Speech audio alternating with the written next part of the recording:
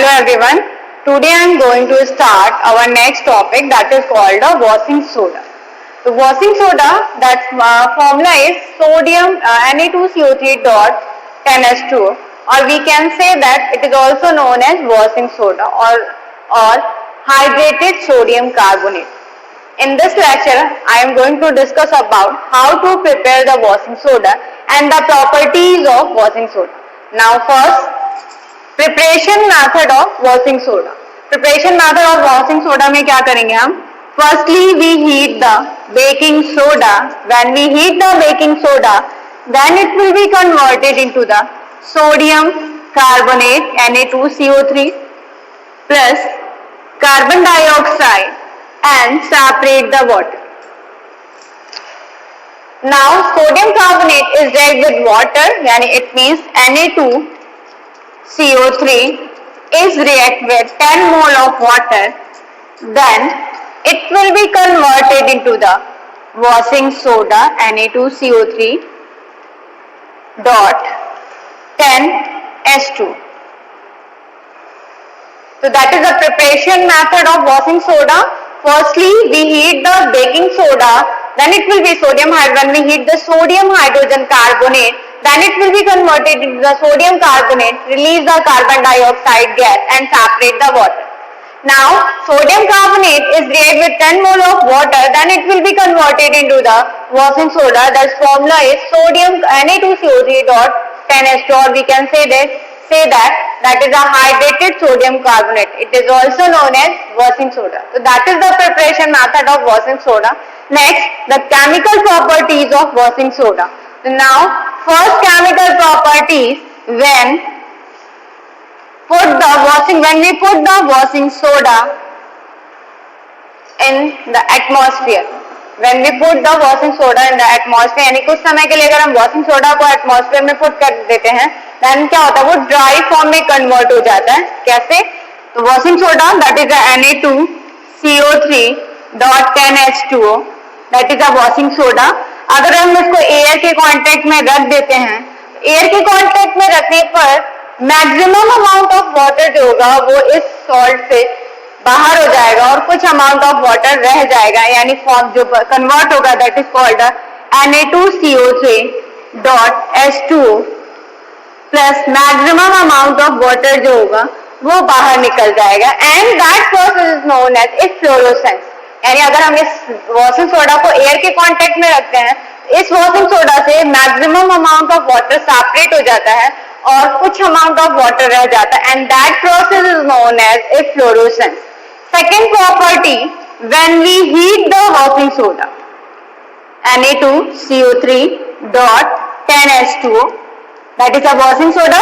अगर हम इसको हीट करते हैं तो जितना भी अमाउंट ऑफ वाटर इसमें प्रेजेंट है वो सारा का सारा वाटर बाहर निकल जाएगा. तो हीट करेंगे, when we heat the washing soda, then it will be converted into the sodium carbonate plus 10 mole of water. यानी जब भी हम वॉशिंग सोडा को हीट करेंगे तो होगा क्या कि सारा का सारा अमाउंट जो वाटर इसमें अवेलेबल था वो सारा का सारा बाहर निकल जाएगा और आपको अनहाइड्रेटेड सोडियम कार्बोनेट मिलेगा, and it is also known as soda ash. यानी anhydrated sodium carbonate is also known as soda ash. So that is the second chemical properties. Now next chemical properties, when washing soda is react with water. Next chemical properties, when sodium carbonate, that is the unhydrated form, is react with water.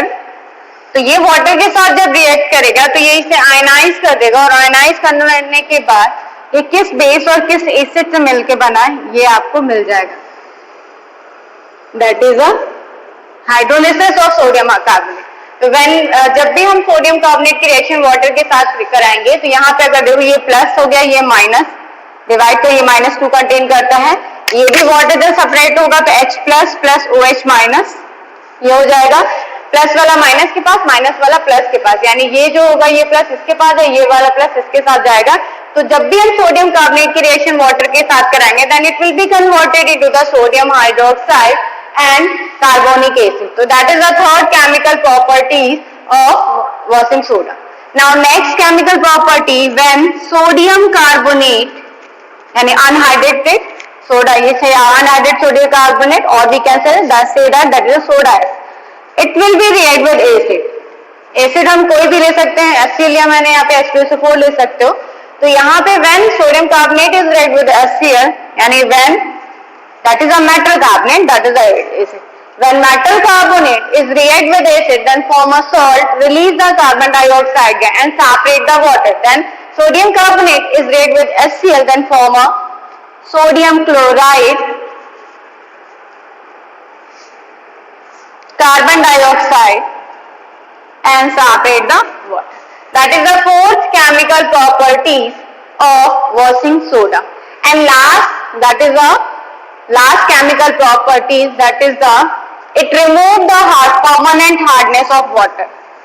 ये जो आपका sodium जो washing soda होता है, ये water की permanent hardness को remove करने के लिए यूज किया जाता है. अब ये पहले समझ लो कि हार्डनेस होता क्या है. हमारे पास वाटर जो होते हैं वो टू टाइप्स ऑफ वाटर होते हैं. वाटर अगर हम इसको कैटेगराइज कर दें यहाँ पे, वाटर ये टू टाइप के होते हैं. एक तो होता है सॉफ्ट और दूसरा होता है हार्ड वाटर. यानी वाटर जो हम अगर कैटेगराइज करके देखते हैं तो water is divided into two parts, soft water and hard water. How to distinguish between the soft water and hard water, कैसे हम इन दोनों को डिस्टिंग्विश करेंगे? तो हम क्या करते हैं, जो हमारा बाथिंग सोप होता है, अगर बाथिंग सोप को वाटर में रब करने पर अगर वो फोम जनरेट करता है तो वो सॉफ्ट वाटर होगा. और अगर वाटर में बाथिंग सोप को रब करने पर फोम जनरेट नहीं करता है तो that is a hard water. ठीक है, तो इस तरह के हम डिस्टिंग्विश करते हैं सोप के थ्रू. किसी भी सोप के थ्रू कर सकते हो, डिटर्जेंट का यूज नहीं करेंगे, डिटर्जेंट दोनों में फोम जनरेट करेगा. तो अगर पूछता how to distinguish the soft water and hard water, तो सोप को रब करने पर अगर वाटर फोम जनरेट कर रहा है, फोम जैसे हम लोग सोप अगर रब करते हैं फोम जनरेट होता है, तो अगर वो फोम जनरेट कर रहा है तो that is a soft water. और अगर वाटर में सोप को रब करने पर फोम जनरेट नहीं हो रहा है तो that is called a hard water. And the hardness of water, it will be divided into the two parts. First temporary and second is permanent hardness. यानी वाटर की जो हार्डनेस होती है वो टू टाइप्स की होती है, टेम्परेरी हार्ड वाटर होगा या फिर परमानेंट हार्ड वाटर होगा.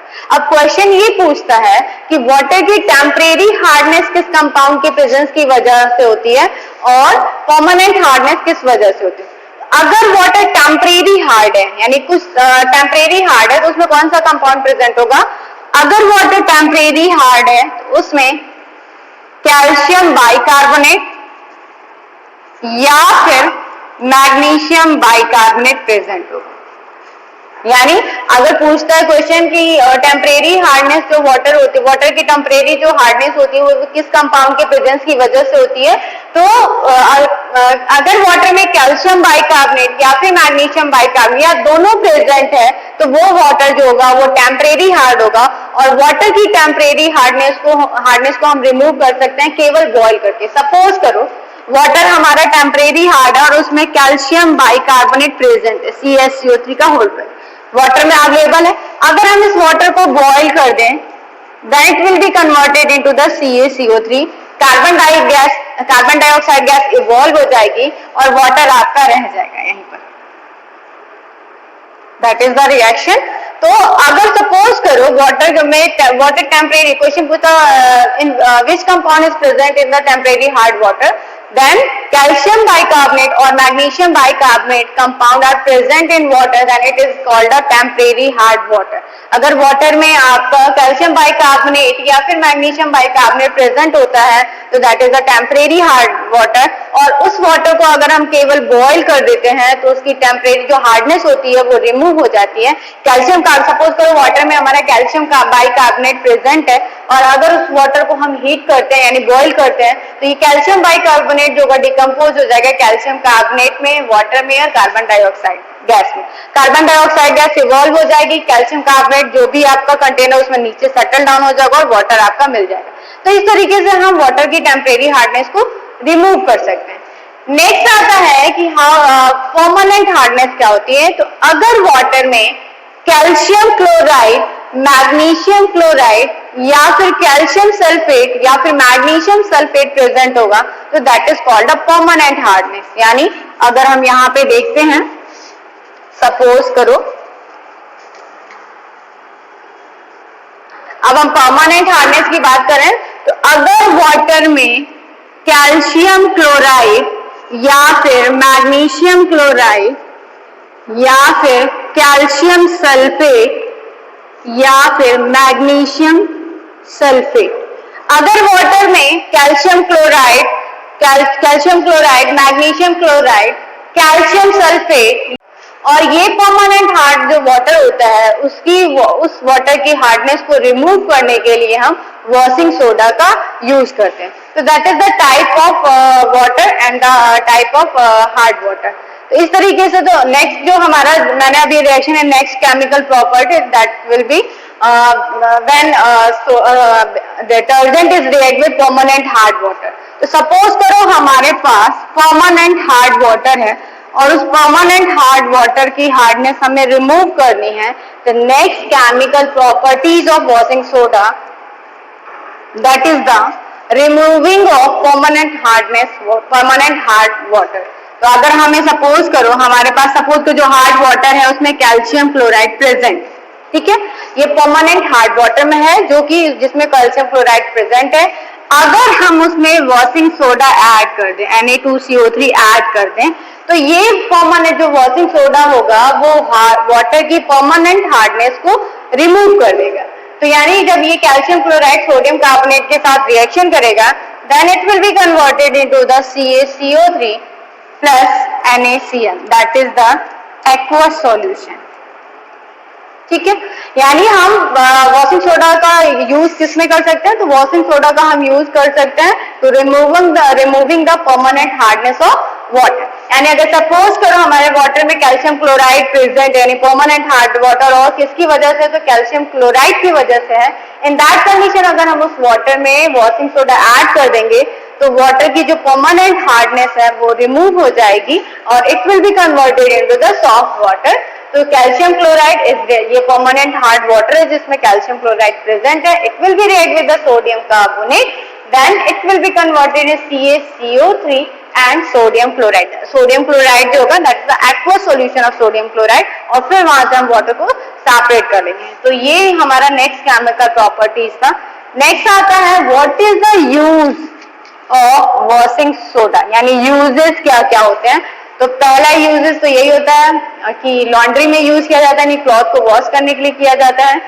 सेकेंड यूज होता है to remove the permanent hardness of water, water की हार्डनेस परमानेंट हार्डनेस को रिमूव करने के लिए भी हम वॉशिंग सोडा का यूज करते हैं।